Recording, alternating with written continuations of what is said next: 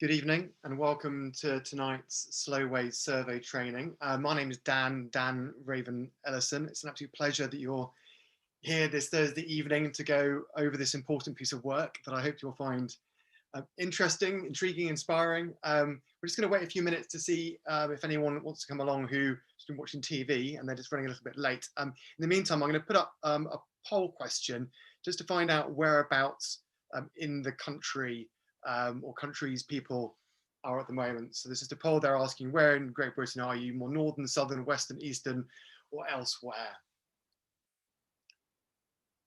See whereabouts people are roughly.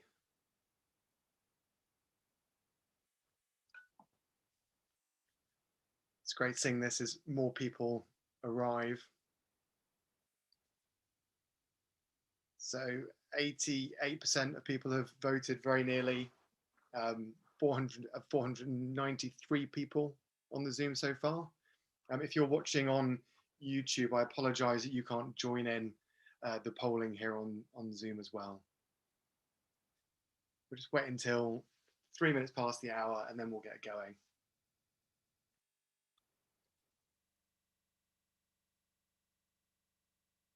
Just a few more people arriving.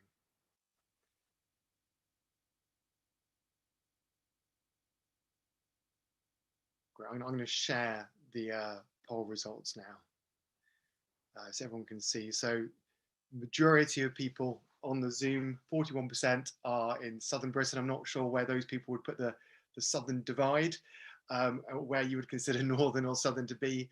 And the smallest number of people from elsewhere, but hi, very, very welcome wherever you are in the world. Thank you very much for joining us.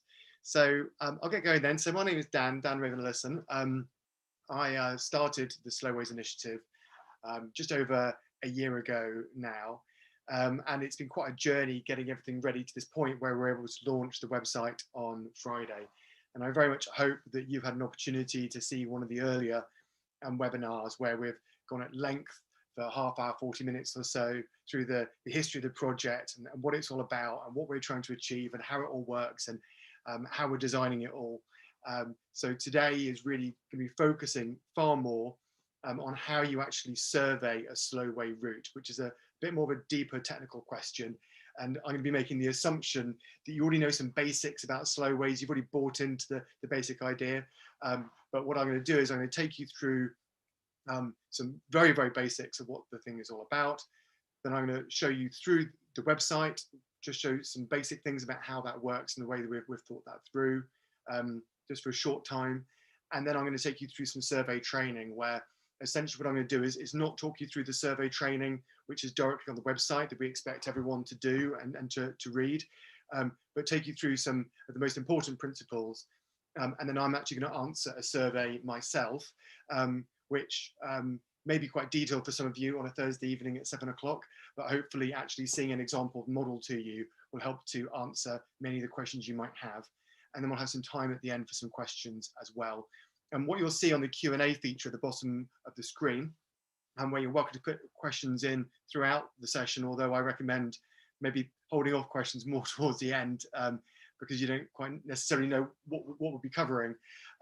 But what you can do is you can upvote the questions that you think are most important. So if you have a look at those and you see someone's asking a good question that you would like to have the answer to as well, then you can ask those questions there. If there are more questions you have that aren't answered, and I'm sure there will be some, then please visit the community forum that we have. It's linked to from the bottom of every page on the Slow Ways website where you can ask questions as well. So as I said, my name is Dan. My background is I'm a former geography teacher.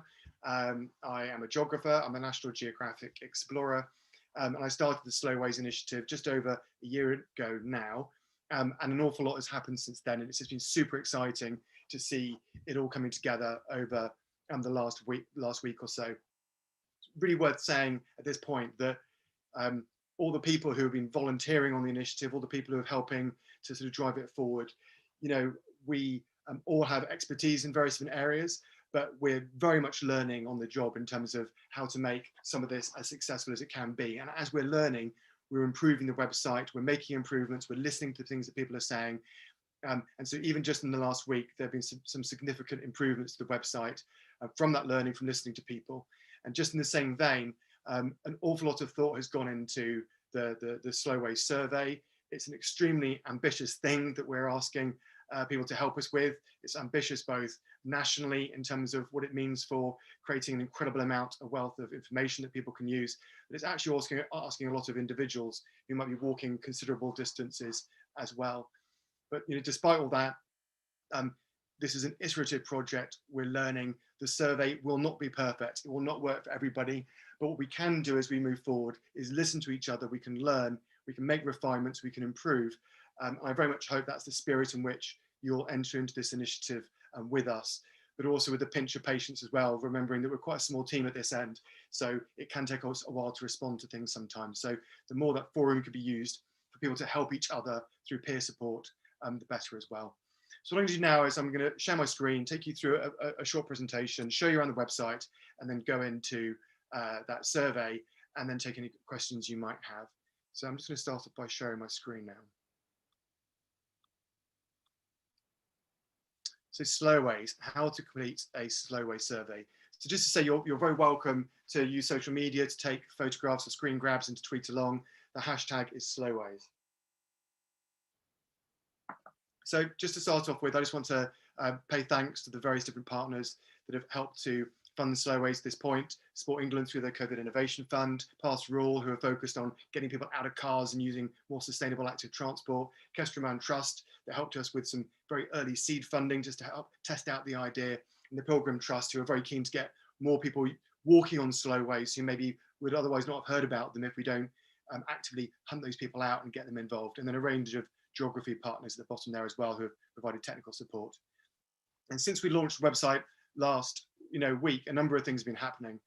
Our focus really is, yes, about going out and enjoying walking, which is what many of us on this webinar will just enjoy doing anyway. But clearly, by going out and walking ourselves and contributing to a survey like this, actually we can hope to get more people walking more often, further, and for more purposes as well.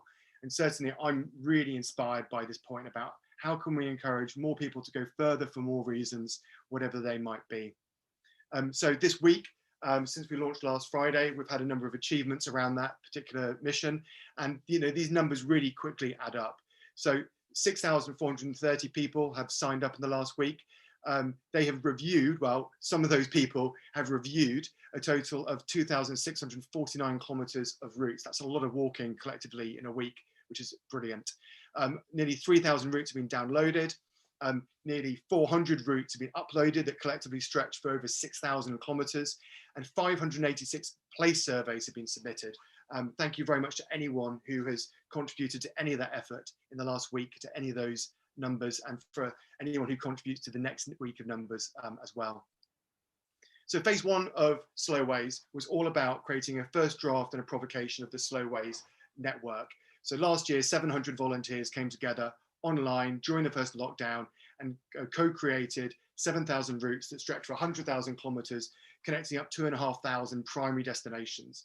And those primary destinations where these different routes meet are the 1,000 most populated places in the country, all the towns and cities, and a wide range of important connecting places that we chose to help make the network.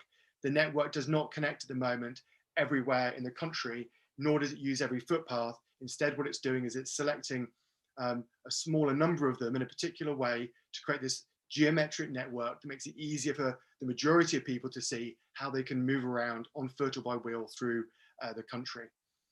Those people, when they create those routes, were asked to follow a methodology, and they were asked to create routes that were, as far as possible, safe, that were accessible as possible, direct, off-road, to have eating places every 5 to 10 kilometers where that's possible in the country, to pass through train and bus stations, be easy to navigate, and wherever possible, be enjoyable and use established routes as well. And so anywhere where there's a Slowway route, there's a combination, a mix of these things that respond in part to the person creating the route and part to what the geography of the landscape allows. Quite clearly, there are large parts of the Highlands of Scotland, for example, where there aren't resting places every 5 to 10 kilometers, where the idea of being direct might be challenging because the mountains being in the way. And also the concept of safety is relative to that environment as well in order to create the routes through the particular landscape. So as a starting point, when we're thinking about how we're communicating to people that the slow ways are usable, the very first point is that everyone is being asked to use a methodology that is considering these 10 points. Phase 2 of the project then is all about walking and reviewing all those routes that have been created so far, over 7,000 routes.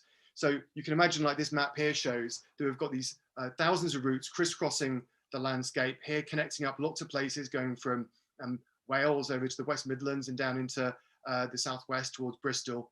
And we need to have both a national conversation about how the network all works together, but actually in reality, although there's this national mission taking place, in practice, often the conversations are extremely local. They're between people in a town, they're between members of a family walking a route. There might even be just a conversation with you and yourself and a particular route that you're walking.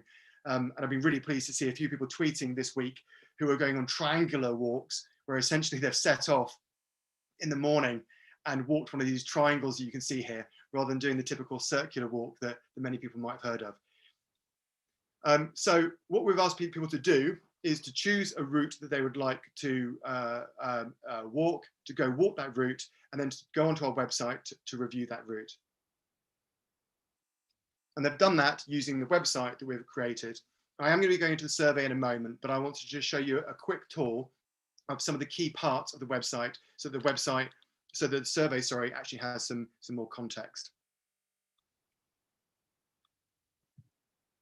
So hopefully all of you will have had a chance to have a look at the Slowways website at some point over the last week. No worries if you haven't. But when you land on the website, there's this invitation here asking you where you'd like to go. At the top of the page, there's information about how to get involved and about the project and the initiative itself. And then down the bottom of the page, you'll see lots of information about how to do things, frequently asked questions. There's a help center where you can ask us for help if the facts don't help you. There's a forum that would love you to use and interact with others to help you answer questions. So we build up the knowledge between the different people doing surveys, so we're able to actually answer each other's questions as we move forward as well. So on this page, I'm just going to show you the basics of how things work to start with. So just to say that the structure of Slowways is really based around these slowways, which are these straight lines that connect neighbouring settlements, where there's this principle, we believe, that everyone should be able to walk reasonably, directly, safely, enjoyably between any two neighbouring settlements. But if I search in here for one particular slowway, it's called Margrow.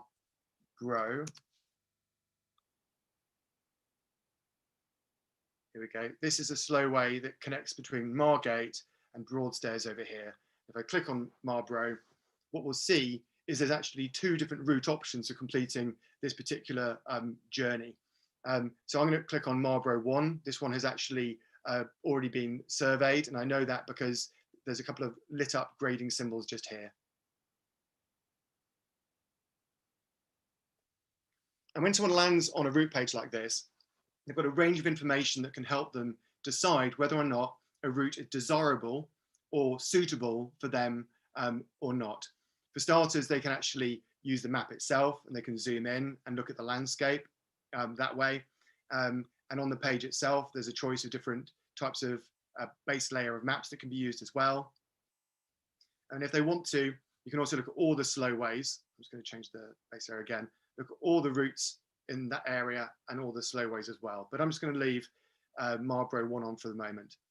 And then someone looking at this particular route can look at other information other than the map to help decide whether or not it's for them or not. So on this route summary card here, for starters, there's information about the length of the walk. There's information about the level of ascent and descent. And if the route has been verified, which means that 3 or more people have said this route is good enough to be in the network, not that it's an outstanding route, not that it's perfect, but it's good enough to follow. So it's safe enough, it follows the methodology well enough, you'd recommend it to yourself or a friend if you're going to complete this route, then actually this snail here would light up with a tick on its back, and it would say that it was verified. And as we move forward, you go to see the number of people who have verified that. The other bit of information that people have on this page is our grading system just here. And if I click on those, take me on the route and information page to explain what these actual grades mean.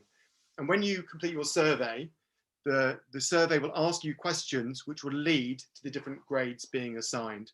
I'm not going to read through these all now because they'll appear later, but you can see how They are color coordinated, and go from 1 through 5 for when we're talking about the path surface grade.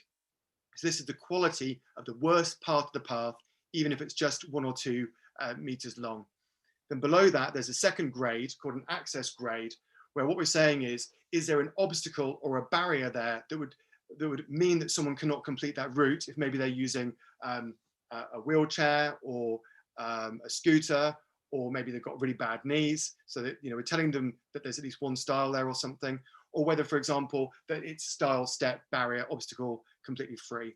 Now, just to say that the ambition in the longer term is for the access grade to actually develop into being from A to E. So currently, for the route surface grade, we have 1 through 5 for the worst quality of the path surface, whereas the access grade will eventually be A through E. The reason why it's not there at the moment is because while we have ambitions to articulate through this access grade path width, gradient, and other variables, what we want to do is want to hear from more users who are using the slowways to know what might be useful to them. But we also want to better understand the network through our surveys to understand what the different banding should be between those different numbers. What's different about slowways compared to some initiatives around grading is, you know, we thought really hard and deep about simply lifting and using either Paths for All or Countryside for All, which are 2 particular sets of standards, or Miles Without Stiles, for example, different standards that are out there for thinking about communicating if a route might be appropriate for people or not. What we found is that what those initiatives tend to ask is well, 2 important things. One thing they ask is this route, can we show people a route which is definitely accessible to people who have particular user requirements? And what that means is that they'll highlight all the routes which are guaranteed to be good enough for everyone who might be using a wheelchair and a scooter. We're asking a slightly different question. We're asking the question, might this route be good enough for people who have the right equipment, the right size of equipment, and the right wherewithal, who want to complete a route, to complete that journey or not? So as an example, they might have a wheelchair and the ability to use paths which aren't a meter across, but are just 60 or 70 centimeters across, who might be quite happy to go up very steep gradients up the side of mountains and that kind of thing. So we are exploring with the best way for this grade to work, but for now we're using this fail-safe grade around this X, Y, Z. But just so you know, we're listening and we're going to be developing that as we go forward. I'm going to go back to where we were. So then there's other information on this page that people can use as well. There might have been a description by the person who created this route, but this one was created a long time ago, and so it's not quite there yet. Other important information is the route review. This is just like an Amazon review, where people leave a certain number of stars to say how good they think a route is. And when you go to review a slowway, you give it a number of stars, you can leave a comment, and then you can verify whether or not you should think it should be in the network or not. So would you walk it again? Would you suggest it to others? Is it reasonably safe and direct? Is it well drawn? And it's not about the route being absolutely perfect. It's about saying, is it good enough to be in the network? And if you would recommend that the route should be part of the network because it's good enough to follow, then you'd say yes. You'd say no if it's really not good enough at all. If the route goes over private land or is dangerous, then you should certainly say no there, but you should also report the route to us as well. If the route, on the other hand, is just poorly drawn or is not particularly pleasant for some reason, then please don't contact us directly about that. That's exactly what this mechanism here is for. You give it 1 star, you say, no, it's not good enough to be in the network, and hopefully another one would be submitted. Just going to go back. So other information that's on the page then is the route's geography, for example, telling us about elevation across the route with an elevation profile, and even information about how much the route is urban and arable and that kind of thing. So what you can see here is that across this route, we have a wide range of information that where we're not making any assumptions about who the walkers or the wheelers are. All we're doing is presenting information to help them make a judgment about whether or not a route is good enough for them or not. We could have stopped there, And that would have already been doing a lot more than a lot of other walking websites are doing in a coordinated way. But we really listened to a lot of people, and we're very conscious of the fact that we needed to have survey functions. And in a moment, I'll dive into what it means to survey a particular route. But before we do that, I would like to just show you about surveying something else first. I'm just going to show you another example first, actually. So first of all, I'm just going to show you, let's go back, I apologize. Just going to go to that one again, just to show you that this particular route, there's a couple of things to see here. Firstly, that someone has gone through and done a route survey. And so you can see here, these sort of red areas where that thing is not present on the route. And then anything that's green are things that are present on the route. We might change some of the colors on this still to make some of that clearer. But this shows you the level of detail the survey goes into that I'll be covering in a moment. But what I want to do first is just show you an example next of the difference between that survey, which was like a written survey, what we call a full survey, and how someone could also just leave what we call a photo survey. So this is a route here called Puaid, lots of funny slowway names. And Puaid is a route that goes from Poole in Wharfindale over to Adel. And when I look at that route and I go to the survey, I can actually go down the page, and this person hasn't actually left a full survey with all that information about all the things that can be found on a route. All they've done is left a photo survey. And you can choose to leave just a photo survey, just the text information, or you can choose to leave both. But what you'll see here is that these photographs in chronological order provide descriptions that, I think it's Ross that's left here, that show us the nature of the route. And so by showing all the different types of qualities of a path or barriers that someone might face, you can imagine how someone might be able to look at a series of photographs like this, and it would help them to make a judgment about whether or not a route is appropriate for them or not, just by looking at these photographs.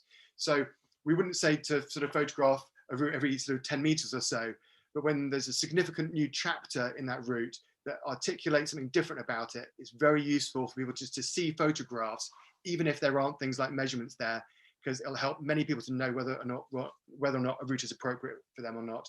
Simply seeing those stairs there will mean to many people that they know whether or not that route might be doable for them or not. So to say on these different surveys, the more surveys we have, the better the data becomes. So you'll see this in more detail how this works in a moment. But the thinking here is essentially that someone may or may not trust someone who they don't know who's done one survey. But if they see that 2 or 3 people have done a survey for a route, and all those surveys are saying actually very similar things, that may give someone who may have particular mobility requirements more confidence to go and complete that route. I'm just going to duck back to Margate for a moment now to show you another type of survey, and also one that I think is really useful when thinking about coordinating your activity as well, especially if you know other people in your village, town or city. So on Margate, there's a range of information that provides information, for example, about the facilities that are in Margate. And if I go down the page further, there's a cool thing to show you quickly, which is that for that particular settlement, we have a table that tells you the number of reviews that have been, well, whether or not a route has been reviewed or not on the left here, whether it's been surveyed or not. And if 3 people have positively reviewed it in a positive way or more, in the majority, then a verified snail will sort of pop up here as well. So if you did want to coordinate activity to make sure that all the routes are being done out of where you live, this table is a very useful way to do that. And as the numbers go up, we'll switch some of these tick marks to actual numbers or have tooltips. So you'll get a pop up telling you about the numbers of things that are happening. And it's on our development roadmap to also say how many routes have been reviewed or surveyed or verified at county level as well, so we can see what's happening across the country more easily.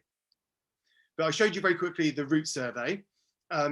This page is where the place survey is, like I showed you just a moment ago. And here, all we're asking about are the facilities which are within 1 kilometre of Margate's meeting point. So the meeting point is the spot in the village, town or city where all the slowways meet, or where people might also meet before going out on a walk. It could be that in the future, we look at mapping out other facilities that are further distances away. But in reality, we think that a lot of people who are thinking about booking accommodation or going camping or that kind of thing are likely to duck off Slowways and use TripAdvisor or use Airbnb or use some other platform to do that part of their journey. But what this does do is it gives us a quick snapshot of what's happening in this particular urban area.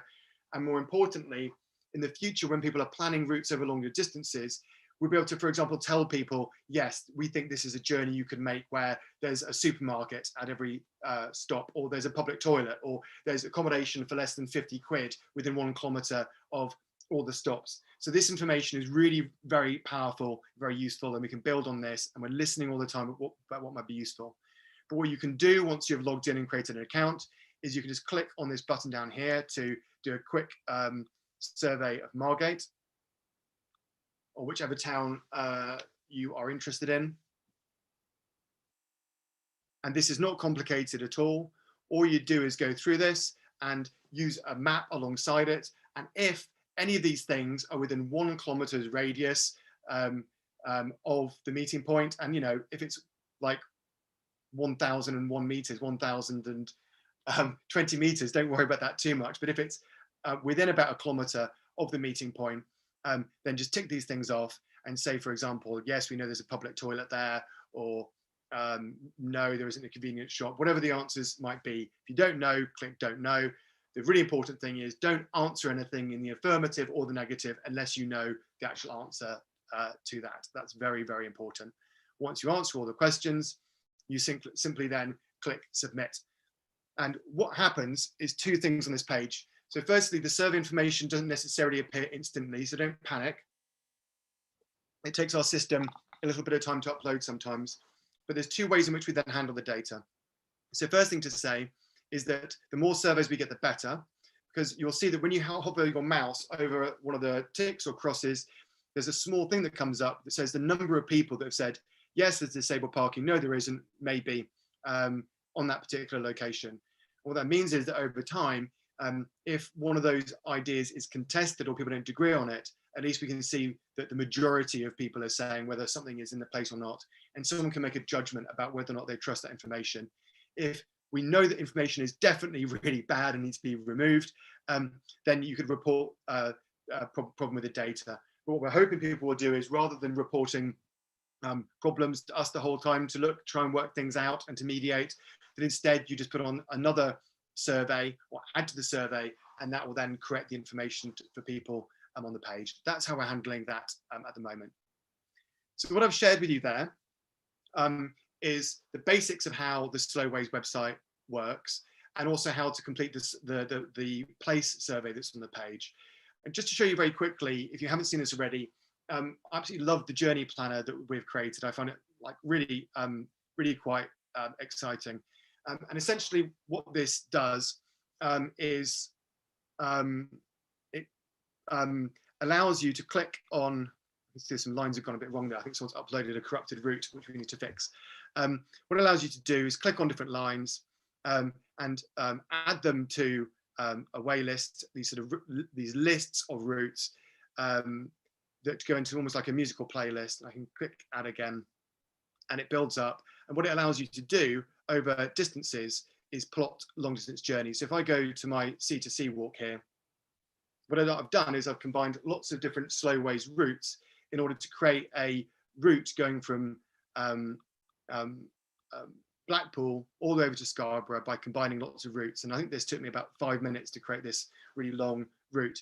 So you can imagine that by having data which tells us about what's on the route or what's in the town, in the future, whether people are manually plotting routes or whether we have an automated system in the future where, a bit like on Google, you could say you're in Blackpool, you want to get to Scarborough, and it automatically plots a route for you. What we're doing with the survey data and the place data is providing information to help people know whether or not those routes are desirable or suitable for them or not. So I'm just going to duck back into the presentation again briefly for a moment, and then I'll dive into the survey, the main survey itself. So we're asking people to choose, walk and review routes. 99% of people who are involved in Slowways are simply going to choose and walk a route. Hopefully they're going to leave a review as well so we can improve the network. There's going to be a much smaller number of people who are going to be determined enough and generous enough to actually go and survey routes. So you can see at the moment that we've got over nearly 7,500 routes. That sounds like an awful lot of routes to go and survey, but I'm very excited to see that 673 people have already completed the survey training on the website. Over 1,000 people have signed up for the survey training that you're enjoying at the moment.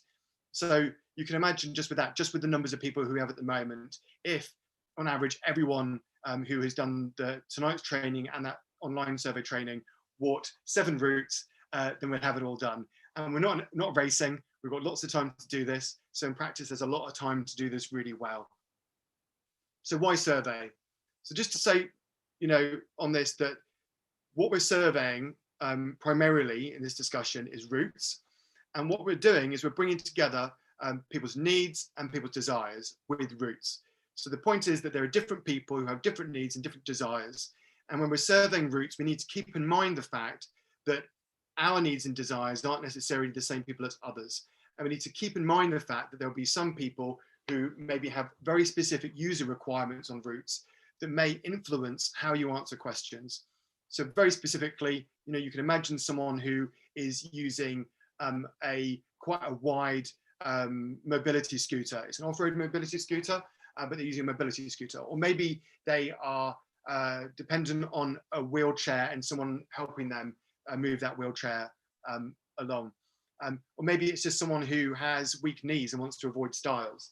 There are all these different users who we can imagine who may want to use lengths of slowways, but need to have information to help them decide whether or not they are appropriate for them or not.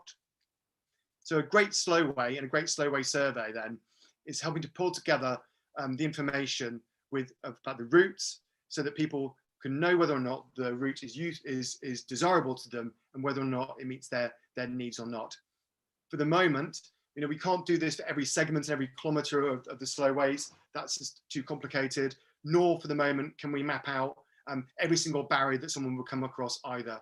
What we can do in a far more generalised way is provide information about entire routes and what people might expect to find on routes.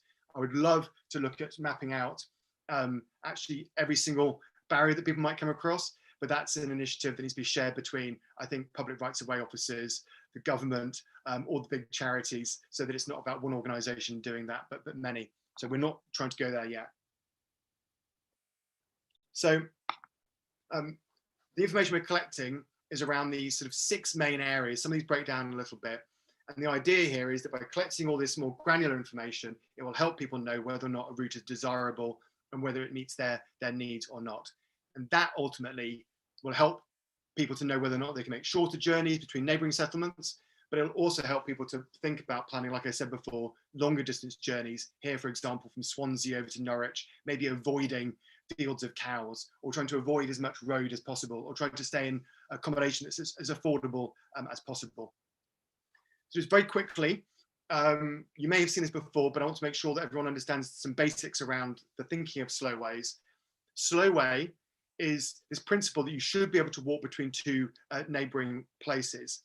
But in reality, slowways often have more than one route option, and those different route options are there because people have different preferences and different needs, different thresholds for things like road walking, maybe trying to avoid those fields of cows, maybe they want to miss out the mountain paths. What we've talked about less in previous webinars is another important part of what this theory does, which is something called route succession. And this is basically inspired by ecological succession, the idea that over time, different communities of plants mature and take over a habitat until you end up with the plants which are most suitable to that particular environment, that are most established in that place. What we have on slowways at the moment are almost like our pioneer routes, our first routes, and some of them, hundreds or thousands of them, will be perfect just as they are. But we want new routes to be added to the platform so people have more choices. But what will also happen over time is that as routes are liked more, as they receive more stars, as they're verified more, as they're surveyed more, it will allow us to surface and promote those routes which we know are most effective, and those which aren't so well drawn, which aren't enjoyed so much, where there's more road walking, whatever it might be, will slowly sink to the bottom as well. So the idea of having multiple route options is not just about giving people choices, but it's also so we can surface the best routes over time. And the surveys are absolutely crucial for us to be able to do that effectively. So like I said, there are two types of survey: place surveys, like I showed you already, and there are 2,431 places to survey across the country. I think nearly 500 have been surveyed so far. And so far there are 7,500 routes that need to be surveyed as well. And that's a number that's going up as people add new and better or alternative routes across the network as well. What I'd strongly recommend is that there are some aspects of the survey that I would only do if you know that you're walking a verified route or you're very confident that it's a good route. Measuring, for example, gradient across the camber of the path, so across the path, would be very time consuming and challenging to do. I would only consider recording that particular bit of information if you're walking a verified route and you're very sure that it's going to be in the network in the future. Otherwise, you could spend a very long time doing a survey, and we say that in the training as well. So please, when thinking about this work, like I showed you on the page before, do look at the place page to see where has been reviewed and where has been surveyed to help coordinate your efforts and what it is you're trying to do. So everyone needs to complete the Slowway survey training online and read through that, even if you've attended tonight's webinar where I'm going to talk, where I'm talking this through. This prototype Slowways survey training, which we're still improving, you can access from your individual profile page once you create an account. You can also access it from every single route page where you click on the word survey, and there'll be an option there to complete the survey training. And once you've completed the survey training, then you'll just see options to complete the survey for that particular route. So there's 5 golden rules or ways of thinking that I'd like you to really remember when working on this exceptionally ambitious and exciting project with us. So firstly, stay safe. You are entirely responsible for yourself. You're contributing to this project, which is fantastic, but we can take no responsibility for you. You're responsible for yourself. And we strongly recommend check the maps and check your thinking before you go walking. Make sure that the route you're planning on walking is achievable for you. You know where you're going, and you know that it's going to be safe enough for you. There are some routes which volunteers in the last phase of the project suggested, which need to be removed. They are not necessarily suitable at all. Assumptions have been made, or they are not as safe as we'd like them to be. We need to weed those ones out and replace them with better routes. So please make sure that you stay safe and think about where you're going beforehand. Remember, please, that more surveys equals more trust. So some people might think that, I've surveyed a route, or someone else has surveyed a route as well, so there's no point in doing it again. Actually, 3, 4, 5 surveys of a route will help to build consensus and help to give people more trust. On the Slowways website, you can drill down into seeing individual people's surveys, to seeing the individual decisions they've made, but then we also average out and combine the results on the overall report to give people an overall impression. But what it means is that people can drill down. So more surveys is really useful to us. Unless the question says to think about the future in some way, or the possibility of something happening, you should be surveying what you can see today and not making any assumptions. So read the questions carefully and assume that you're being asked about what you have surveyed on a particular day when you walked it, and only make predictions if the question asks you that it's asking for some kind of a prediction. Really important that you don't guess and you be as accurate as you can. And with that, in terms of not guessing and being accurate, if you don't know an answer to a question, it's fine, just leave it. None of the questions, or very few of the questions, are actually forced. So actually, if you just wanted to do a survey and answer 4 questions, that still helps towards our mission. If you answer 15 questions, that still helps. If you just submit 4 or 5 photographs, actually that might well help as well, if that sort of gives people an impression of what's going on a particular route.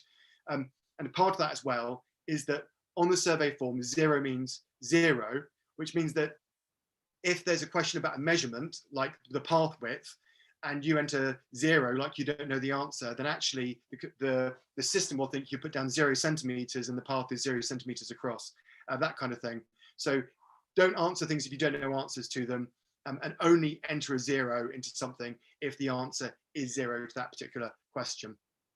I'll just throw in there as well, you know, in terms of staying safe, just a small link at the bottom, do think about the situation with COVID, and highly recommend going to the Ramblers website and looking at their advice for each of the nations, for individuals and for groups. So in general, when looking at this work as a whole, you know, we could have been very scientific with the survey and asked you to measure stones, you know, and measure the height of steps and do all kinds of things that would have made this whole initiative very, very difficult for people to contribute to, and asking too much. Equally, when it comes to describing quality of paths, you know, we could have described every single type of path you can imagine in the country with loads of photographs, and it would have become impossible for people to understand what we're asking for. So it's important to basically, when answering the questions, when you're unsure of an answer, think about, you know, what would you tell yourself? Or if you had a friend who was thinking about walking a route, what would you tell them if they were asking you a question about that particular part of the survey? And keeping in mind at the same time, like I say, walkers and wheelers. And when we say wheelers in the project, we don't mean cyclists, we mean someone in a wheelchair, or using a scooter, or using a pushchair. What would you tell to a friend who wants to go on a journey, who is using a wheelchair or a scooter or a pushchair?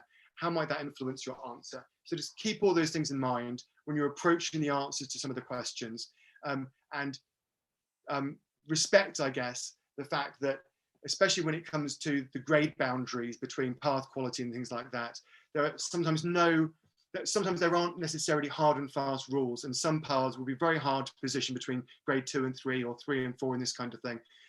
But it's just about doing the best you can and thinking about what you would tell a friend or yourself. So I'm going to be answering a survey for Sawem, which is a route that I walked a couple of weeks ago that goes between Southall and Wembley in West London, not far from where I live in that's where I live in Hanwell.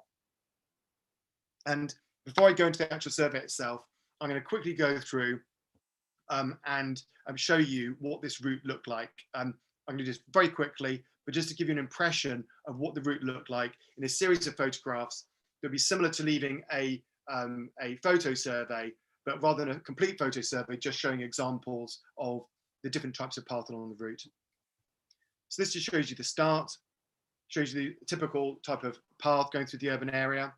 I photographed this early in the journey because I thought this could have been the narrowest part of path here on the left between this electrical box and the side of the pavement.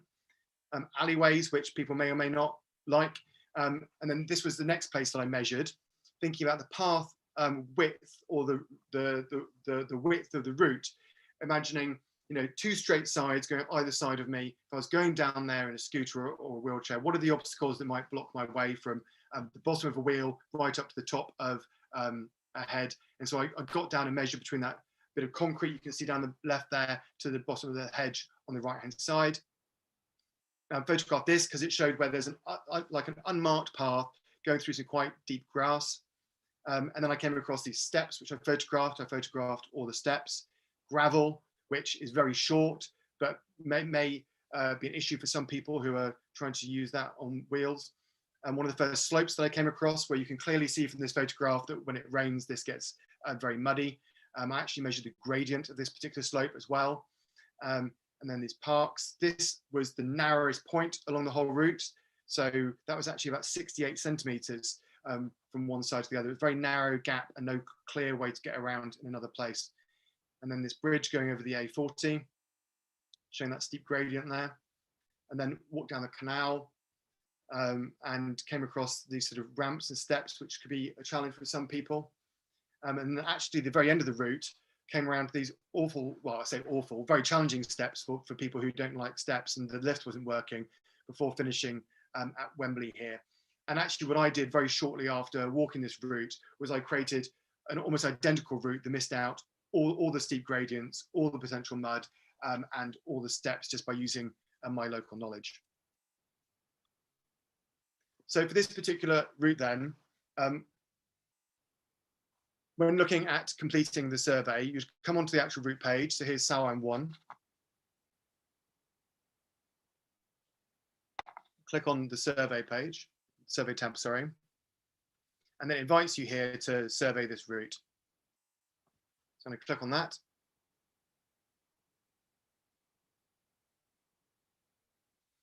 So this is the Trailblazer survey, as we call it, 0.41. You'll see those numbers go up as we make improvements, as we listen and learn, and make improvements where we can. And what you can actually do here is, it says here you can download a PDF. It's actually an Excel document at the moment, on the how-to page of the Slowways website. So it's a version of the survey that you can actually take out in the field with you. If anyone develops a better version of this that I'm going to show you, it's just down the page, the bottom here.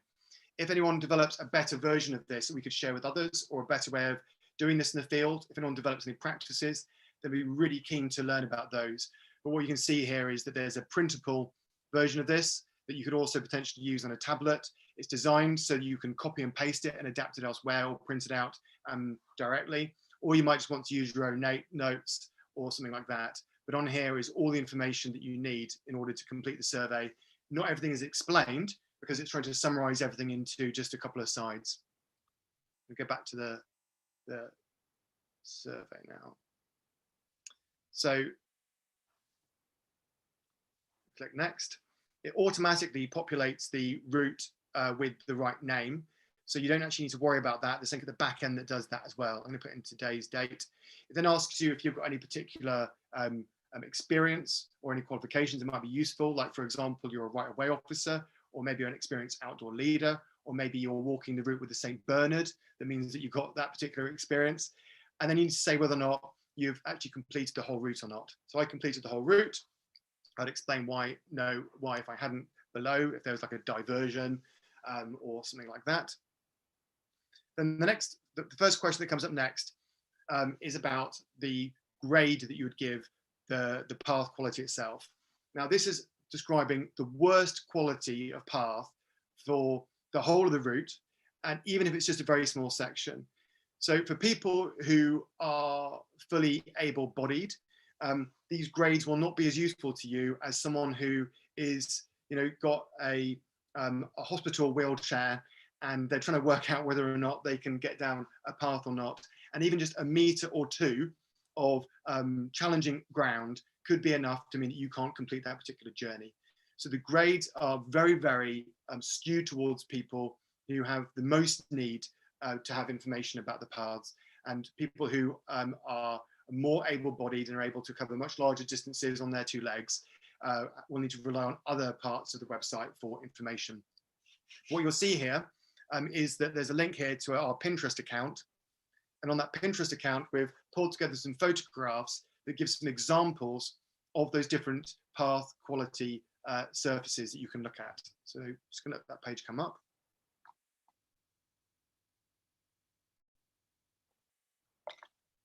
So click on Slowways path surface down here below.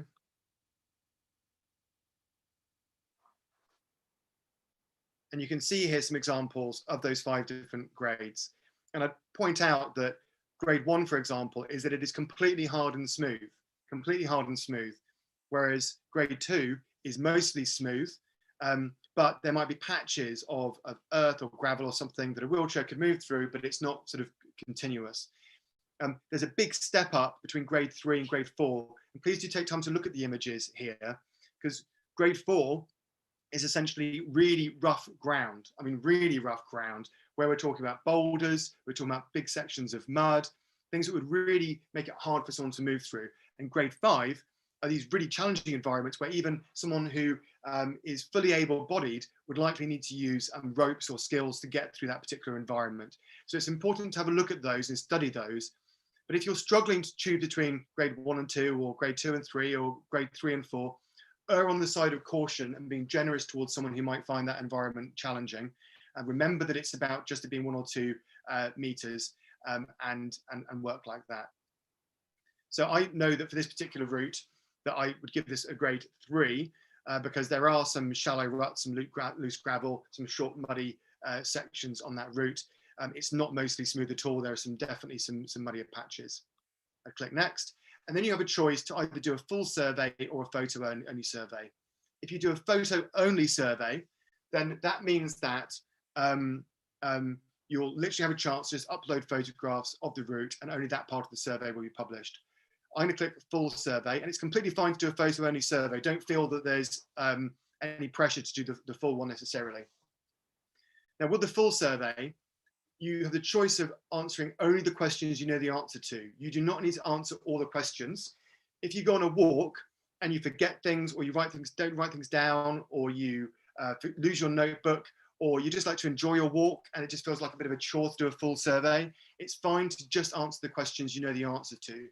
Equally, if you want to take a third longer doing your walk and come back and spend longer doing a survey, then it's absolutely fantastic for us. We are best friends. I absolutely love that you've done it, and it'll be incredibly useful. I'm just trying to communicate that we don't expect everyone to answer everything all the time, and that's completely fine. First question, very important, is some questions about access. So a really important distinction in terms of the grades. The route surface quality grade is about the quality of the path itself, even over short distances, but is not talking about whether or not there are obstacles or barriers that are going to block your way. Okay, really important distinction.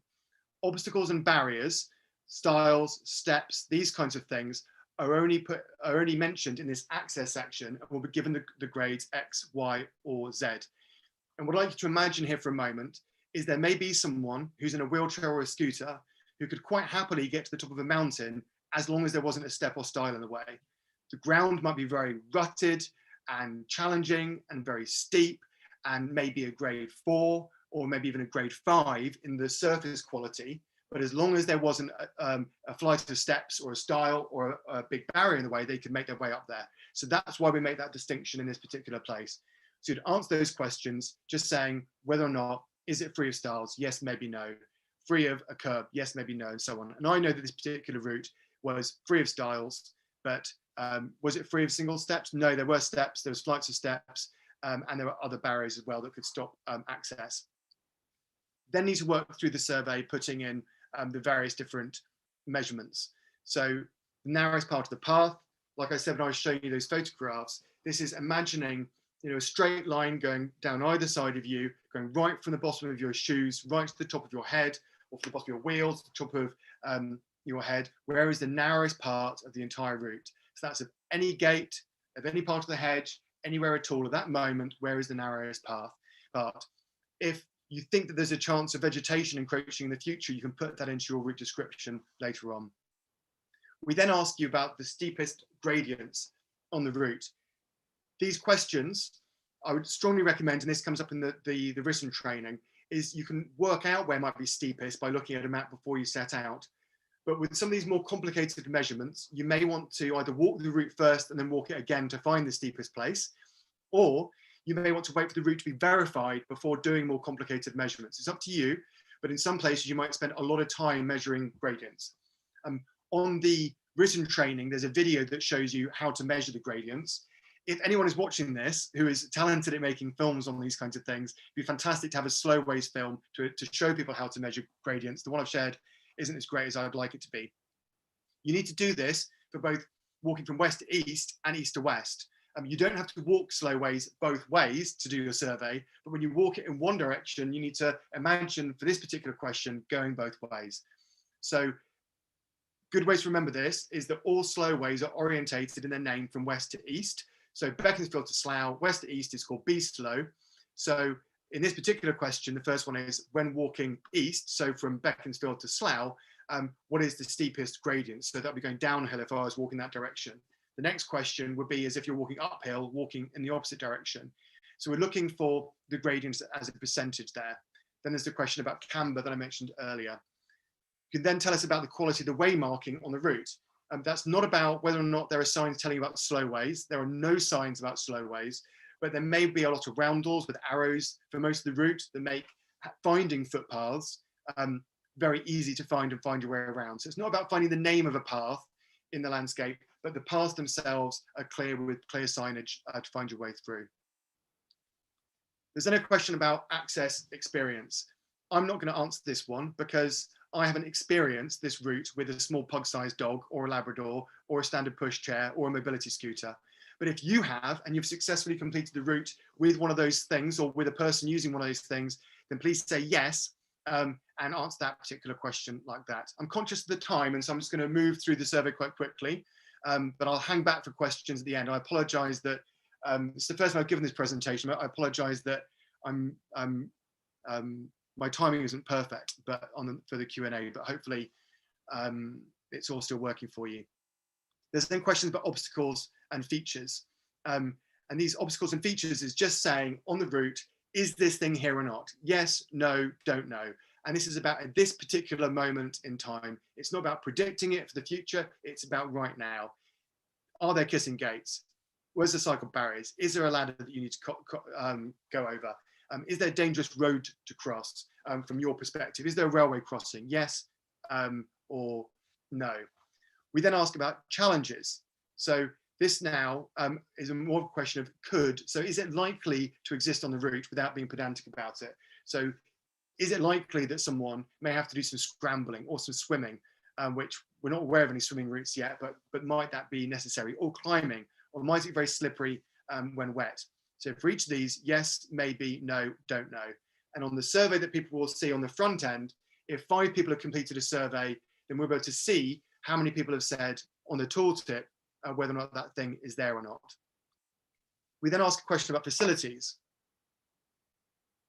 And with facilities, we only want to know about whether or not these facilities are there in the middle third of the route. So the place survey tells us about what's the beginning and end of each route, and people can use that information to know about the beginning and end. For the middle portion of the route, we want to know whether or not people can find these things along the actual route itself. So things like public toilet, wheelchair accessible toilet, if there's a restaurant, cafe or pub along the way, accommodation for less than 50 quid. You can imagine how this would be useful for people in the future when they want to search for getting between places to actually know that information. We then ask for estimates about terrain. I used a bit of string, just very crudely before we came on to the webinar just now, to look at the situation between Wembley and Southall, and just use that to estimate the percentage of the route that's on roads, or that's lit, or that's paved. And it's just a number between 0 and 100. There's then space for you to put a route description. This route description here is not about how beautiful the route is or how enjoyable it is. That's what the review's for.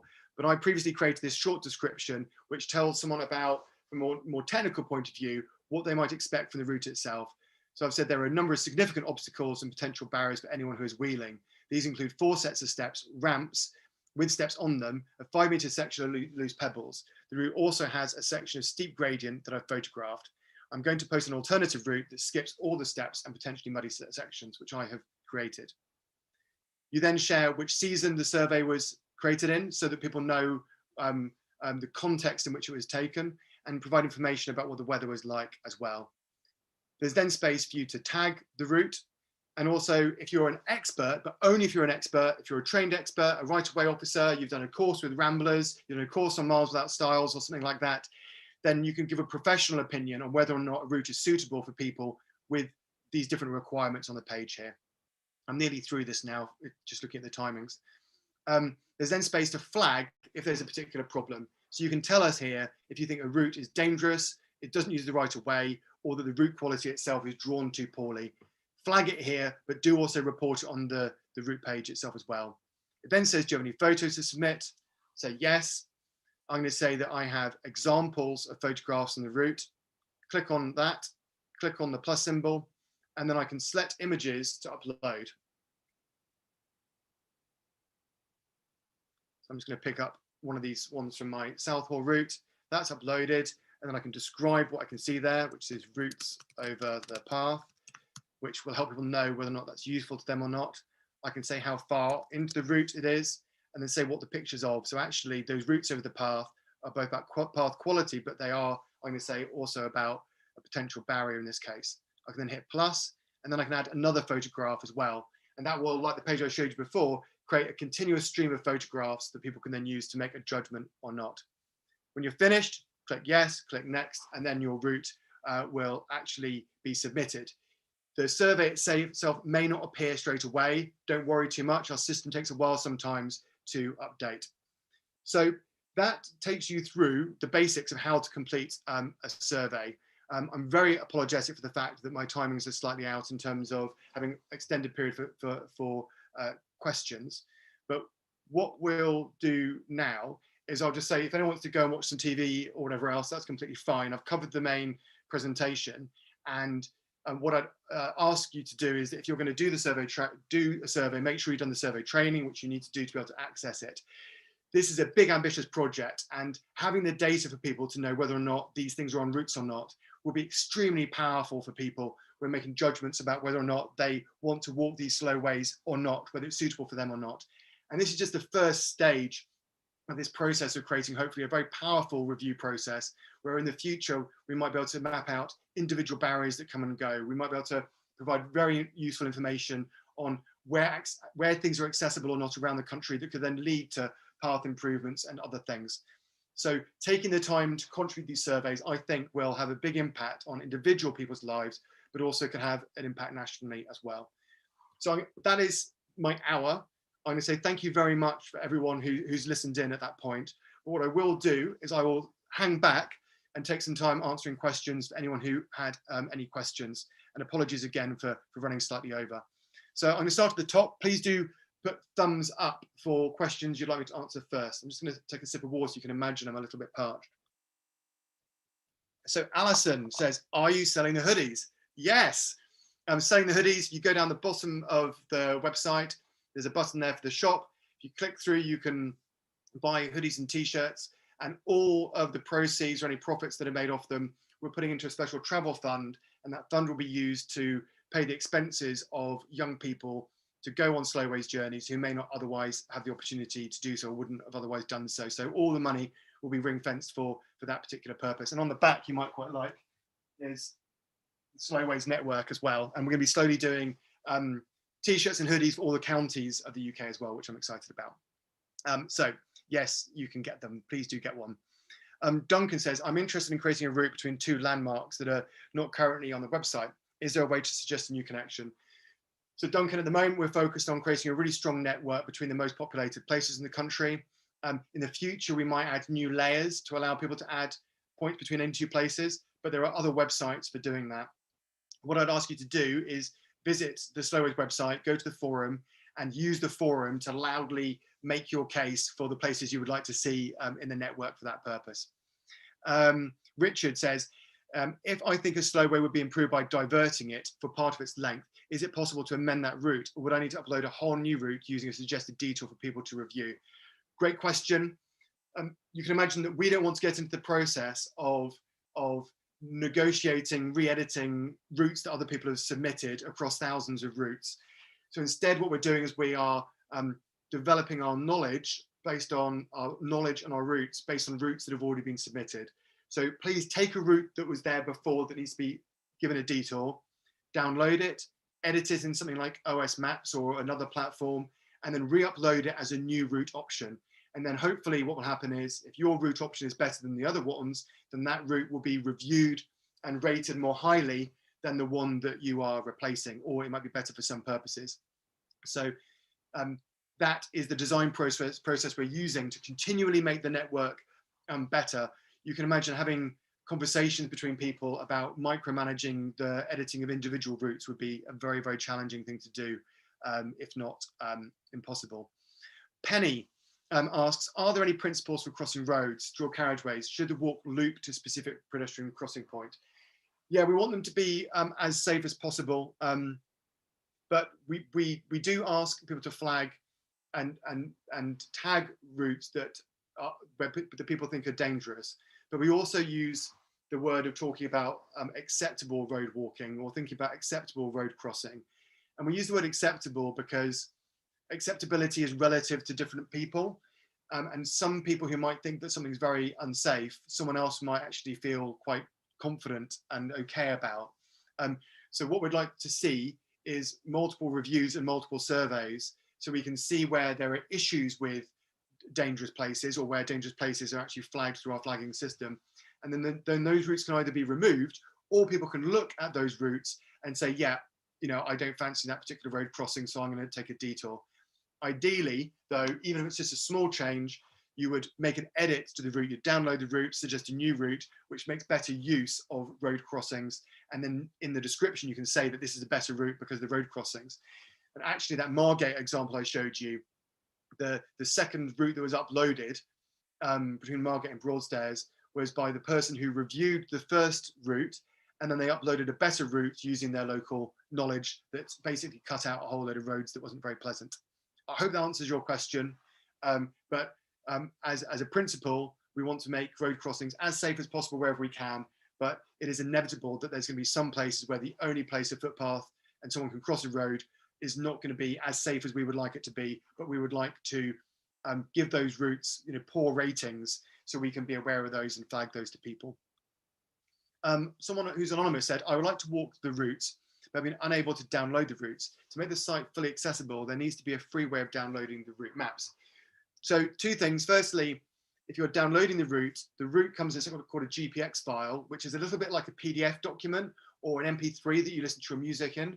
So you just download that route as a file, and then you need to upload it to a platform like OS Maps, which has a small subscription for it. There's some other options out there as well. And uploading it to OS Maps or another service will allow you to then see the route elsewhere. Otherwise, on the Slowways website, if you go to a route and you click on more options, you can go to an option that says print PDF. And with our partners who do special PDF printing, you can print out maps of all different sizes or just download them as a PDF and then use that. So hopefully one of those 2 options will work for you. If not, please do write something into the forum and someone or we will respond to you. Lewis asks, can you go through how to either download the route or print it out to be able to follow it, please? Thanks. We will this week, I've heard this a few times now, create a video that shows people how to download a route and then use it on another website. We will not do it at the beginning of the week, but we will do it at some point during the first part of next week, and we'll put that onto the how-to section of our website, Lewis. Otherwise, go to a route page, go to more options, and then in more options, you'll see how to print the actual route itself. So an anonymous said, once submitted, will we be able to edit our survey if we get more information, for example? It's a great question. That is something that we would like maybe to be able to do in the future, but not at the moment. So if you get more information or you walk the route again, then actually please just submit the survey again. Don't submit it just the same day with like 1 correction because it'll mess up our results. But if you were to do the survey again, then just submit it again. Otherwise, if you've made a really bad error and it's really distorting our information, then please let us know and we'll look at fixing it. Otherwise, I'm afraid it's not editable at the moment. So that's slightly beyond where we are. Rob says, is it fair for me to add a new route, then review it myself? Yes, definitely. You can add your own route, you can review it yourself, and you can survey it yourself as well. No harm in that.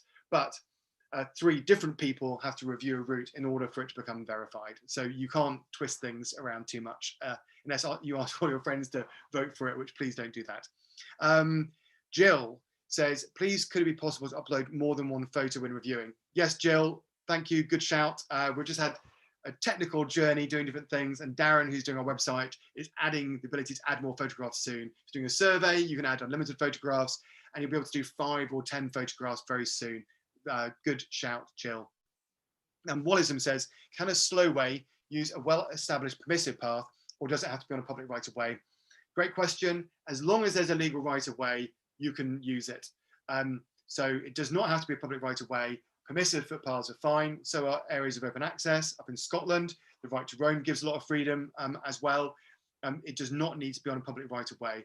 And actually, a lot of the slowways at the moment, because they were drawn on OS Maps, do not make as much use of local knowledge of permissive paths as is actually out there, both for walking around in villages and in the countryside and elsewhere. Neil says, Great Britain, the whole of England is therefore southern, is it not? Yes, very good shout. I wonder where people put themselves in terms of that geography. Rachel says, is there a way to have the grades appear as boxes when you hover over the bottom on the route rather than having to click and scroll through to this page? It's a great suggestion. I will speak to Darren about that. Yeah, we could probably do a tooltip that just says what the grades mean or something like that. Thank you very much, Rachel. Good suggestion. Please suggest that in the forum as well, if you don't mind, just to make sure that that's very present in our imaginations. Penny says, I looked at a few routes today and noticed that they wiggled off, technical term, to pass a station. Must the route go past a station? So no, it doesn't have to. We've got to look at those 10 things in the methodology in the round and make judgments about whether or not we want routes to be as direct as possible, or duck off to the train station, or duck off to where there's a supermarket to get some food or something like that. And ideally, actually, like I've said before, there'd be a number of route options. So there might be 3 or 4 route options, one of which would maybe pass the train station you're describing, whereas other ones might be more direct, or more enjoyable, or whatever it may be. Joe says, can you survey part of a route? I live in Scotland and some of the journeys are quite long. Yeah, the average route is 14 kilometers. Some of them are just, some of them are under 5 kilometers. I love that some people are doing triangular walks. They've taken lots of routes, absolutely fantastic. But yes, you can survey part of a route, but remember the spirit of the questions you're answering. So what I mean by that is that there may be some questions you can answer where you know that you haven't answered that question. Like, for example, there's a facility in the middle third of the route, but you would not be able to answer a question about the path, the worst path surface, or submit the photographs. You would not be able to say whether or not is a style on the route or not until you completed the route. You could do it in segments, but what I recommend is if you can't do those longer journeys in one go, then you have to think about your logistics to be able to do those routes, or maybe do other places. So just remember the spirit of the question, and as long as you can answer the question truthfully for the whole route, then it's okay to do part of the route. Ian, is there an easy way of, and you also tell us on the survey that you didn't complete it all as well. Is there an easy way of finding which routes still need to be reviewing? Yes, there is. On every place page, click on any town, city, or place where there's a dot on the map, scroll down, and below the facilities information about what facilities are in that particular place, you'll see a table, and that table will list all the names of all the different slowways routes, and alongside it will tell you if one has been reviewed, whether it's been surveyed, how many times it's been downloaded, and whether it's verified or not. And in the future, we're going to expand that table out so that actually we're showing what's happening across an entire county or across an entire region. Thank you very much for that question, Ian. There's still like 340 people on the call, which is fantastic. I'm not going to be offended if you need to go. We're sort of completely run over, but I'm just going to carry on working through these questions for at least the next 15 minutes. But you know, if you need to go and have your dinner, or watch whatever it is you want to watch, you know, please go and do that. Please don't let me take up your time and think that there's any problems with that. But I'm just going to answer a few more questions, and lots of the questions that come up are actually answered as frequently asked questions on the website or asked in the forums, and there's answers there as well. So you're not necessarily missing out by ducking out now. And When Pet says, I have not been able to download routes despite using Map My Walk. Okay, well, I think that we need to create some videos to help you, Wenpit, and others to do that. So maybe keep playing over the weekend, but otherwise, if you can be patient, we will make some videos next week to show how to do some of these things. Bob says, can you differentiate between styles that have to be climbed over and kissing gates? So actually, there was one of the first versions of the survey that we trialed. We asked people to count every single style and every single kissing gate along a journey, and decided not to do that because it was too time intensive and it was asking too much of people. And then we were looking at naming all the different types of gates and latches and styles there are, and it's so complicated that we've not done that in this particular version. That's something we're interested in looking at in the future, maybe. But we do ask on the questionnaire whether or not there's a star you need to cross or whether there's a kissing gate. So there is a question there that will answer that, I think, but contact us, Bob, if you think that's not the case. Chris says, so far the apps I have tried on my phone need a subscription before I can open a download GPX file. Is there a free one? Yeah, there's a number of free ones. So Map My Walk, Map My Run, they'll both handle free GPX files to upload them. Yeah, there's a few out there. There are definitely a couple. If you go to a main route page on our website and click download GPX, it asks the question, would you like to download, are you downloading GPX for the first time?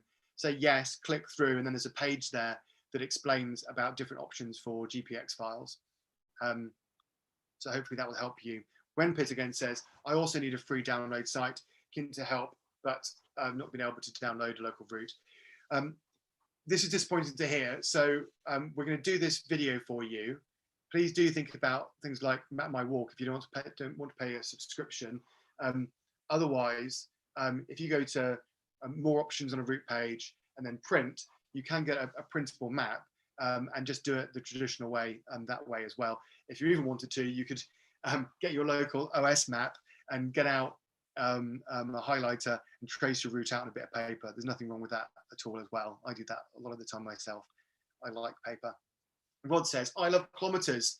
They go by faster on my bike. Kilometers are better than miles. Everyone who has been to school in the last 20 to 30 years used metric everywhere in the world. Even though USA is not metric, definitely walking should be in kilometers. Thank you very much, Rod. We're actually going to give people in the future a choice between kilometers and miles, depending on what they would like. John says, how do you avoid naughty people from entering bad information? Wikipedia has editors. What is your analog of these? So actually we thought about doing a wiki approach for the website to begin with. And parts of our site could go that way in the future as well. But our concern on that was that the granularity of the data we're talking about across the range of places would need a degree of commitment that we didn't know that we would necessarily secure. And as well as that, we wouldn't necessarily know we can even trust those editors as well. So for a range of reasons, we decided to go the approach we have, where essentially people can see the number of people. When you do a tooltip over any one of the questions in a survey, you can see the number of people who have said, yes, that's there, no, that hasn't, or maybe. And so if 4 or 5 people do a survey and 4 or 5 people are saying, yes, that thing's there, then I think you can make a reasonable assumption that hopefully that information is going to be correct. And moving forward, what we'd love to be able to do is find the resources from somewhere, both through algorithms, but also financial resources as well, maybe, to be able to verify individuals who we know are trusted. And that way, whether they're a public right of way officer or whether they've used the website for a long time, we could then put a tick beside someone's name. And then you would then know that the information in the survey has actually been approved by, contributed to by someone who's trusted. But John, please strike up a conversation in the forums about that. We'd love to explore how to, deal with that issue in the best way we can. Rod says, I'm a little upset to see huge places like Edinburgh with only 3 or 4 locations to walk between. Even my town in Curry is 2 miles long. So routes to or from my house are quite different from others. Will more destinations be added? So what we did to create the 2,500 places in the network, we took all the towns and cities, the 1,000 most populated places across the country, and then find lots of local places that are important to create the density that we have within the network. It's vital to say that this is primarily at the moment an intercity and intertown network. It's primarily for getting between, say, Edinburgh and Glasgow or Edinburgh and Inverness. It's not really designed as for getting around inside towns or cities. Actually, Google Maps, City Mapper, there are other things that do that job really well. We're focusing on this other task. Having said that, we're listening, and it could be very possible to add new layers in the future that would not only allow people to add anywhere they're interested in, but maybe for areas like Edinburgh, having places which are maybe culturally important for work, important for where people live, more suburban areas, to create that density within a particular neighborhood. So it's very possible, aware of that limitation, but part of the reason why we have clarity in the Slowways network is because not everywhere is included. And that's where, there's that slight tension. But please do add your thoughts into the forum as well, please. I'm just going to hold out for another 10 minutes going through questions. And again, I'll just say, no offense at all if you want to leave. That's not an invitation to leave either. But I'll be finishing at 8:30 if you've got something else going on then. Philip says, free Wi-Fi, including places where you have to buy something. Similarly, public toilets, including supermarkets, or only local authority WCs. We've not defined how you get hold of the free Wi-Fi. When I access free Wi-Fi from cafes and things, I'm not sure I have to buy anything in advance necessarily. So we've not defined that. Public toilets means that anywhere where there's publicly accessible toilets. So yes, that could be in a shopping centre, it could be in a supermarket, it could be a local authority toilets, but one where they're obviously sort of public and accessible. So probably not restaurants. I mean, just use your common sense really about whether or not you think that within that kilometre area, there's a toilet that's publicly accessible to anyone to go and use. If they have to buy something to access those things, then they're not public really, are they? They're private. Neil says, Dan, how much collaboration or support have you had to date with the initiative with the Ramblers Association? As a member myself, I'm concerned that does not seem to have been much dialogue when potentially there could be a huge overlap of interest and support from active members of Ramblers, who importantly already know their local area or footpath networks too. So actually been talking to lots of Ramblers over the last year plus. A number of different key people at Ramblers, including Jack Cornish, who leads Don't Lose Your Way. He came to the very first hack day where we first started developing slow ways. And we've had lots of active conversations about ways in which we can collaborate as well. So my understanding is that some communications has gone out to Ramblers members about slow ways. There has been some shared communications of that as well. I'm very interested to hear that you think there could have been more. It'd be great if you wanted to get in contact about how we could improve that communication. But so, at the back end of things, we're doing things like pointing people towards Ramblers Path Watch when there's a problem with a path. We're talking to Don't Lose Your Way about how we can use the Don't Lose Your Way data and slow ways data to think about where paths maybe need to be protected or where paths could be in the future. So actually there is an awful lot going on, but maybe it's not all as visible as it could be. I know disabled Ramblers are different from Ramblers, but disabled Ramblers and other organisations have also helped think through the survey and how that works as well. So there has been communications, but please contact me or Slowways if you've got particular ideas on how we could improve on this. It'd be fantastic to have more support from Ramblers. Anonymous says, will the GPX data be made open source so it can be used in other GIS applications regardless of the user? Please look at our terms and conditions. The Slowways initiative kickstarted through support from Ordnance Survey, who we're talking to at the moment about getting everything to the point where it can be open source.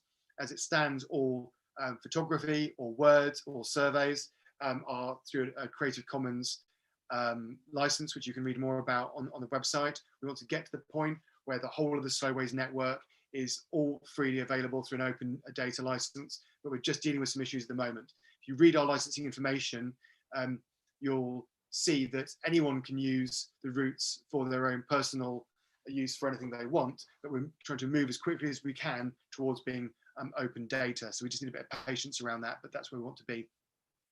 Lynn says the GPX files are set to direct. Is it okay to change the setting to walking? This would be more accurate on the ground, but not follow the route set. I do not completely understand your question, Len, but please contact us with that suggestion or put it into the forum because I'd love to understand that better. Jill, how about reviewers providing some walk notes? That's very possible. We thought that was a big ask. Some people like walk notes to know when to turn left or right or what they can expect to see. But especially when we don't know whether or not routes are going to be verified and used a lot, I think it makes sense probably to get routes to the point where they are far more established and trusted before we think about providing more information like walk notes.